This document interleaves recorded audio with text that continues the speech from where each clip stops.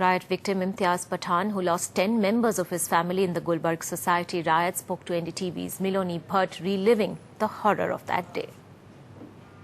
The Gujarat Chief Minister Narendra Modi has finally appeared before the SIT, and it's a process of justice which for many of the victims has taken a long time, and they believe this was long overdue. 8 years on, finally they're seeing their Chief Minister answer some of the questions that they've been raising all along. And we are now joined by Imtiaz Pathan.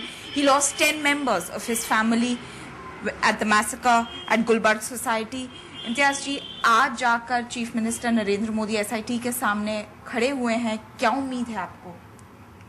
हमको तो यही उम्मीद है कि ये पूरा जो भी एसआईटी टीम जो इनकी पूछपरछ करेगी और सच्चाई सामने लाए। जिस तरह से मल्होत्रा साहब पूछपरछ कर रहे, तो यानी जो सारी सच्चाई है, जिस तरह से दंगा हुआ था वहाँ पर, जो पुलिस का रोल नहीं रहा था, तो नेताओं के ऑर्डर से नहीं रहा था, वो सारी चीज़ें उनको पूछनी चाहिए और उन्होंने बोलना चाहिए। मोदी जी को अगर सच्चा उनको लाना है, उनके दाग हटाने, तो उनको सच्चाई बयान करनी चाहिए। इम्तियाज जी, ये जो प्रोसेस है एक प्रक्रिया है और इसमें सिर्फ उनसे पूछताछ होगी, एफआईआर दर्ज होगी कि नहीं, इसके आगे की कार्रवाई अभी तक साफ नहीं हो पाई है। तो मोदी जी का सामने आना इतना ज़रूरी क्यों है? सामने आना इसके लिए ज़रूरी हो गया कि ताकि सारी फ़ोन कॉल जो जाफरी साहब ने जिस वक्त मैंने कोर्ट में बयानी दी, तो वो बयानी को लेकर के इतना सारा वो मीडिया में चीज़ कि हमने जो सुना था जाफरी साहब के मुंह से कि जाफरी साहब ने सब नेताओं को मदद किया, नरेंद्र मोदी जी को भी मदद के लिए फ़ोन किया और उनकी जगह मदद की जगह आप शब्द की उनको सुनने मिला था।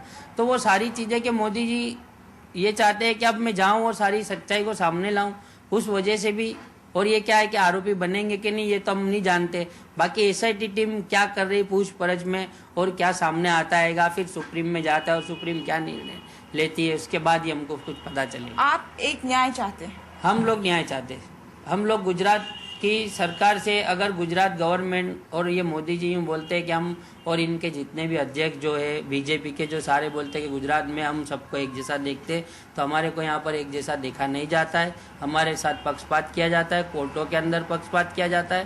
तो ये तो सुप्रीम कोर्ट है जो हम उनसे न्याय चाहते हैं। सुप्रीम कोर्ट ना हो तो हमको न्याय भी नहीं मिले। हम तो ये चाहते हैं कि हमारा केस जो है गुलबर्ग केस जो गुजरात के बाहर ले जाए सुप्रीम कोर्ट, तो हमको न्याय की आशा है।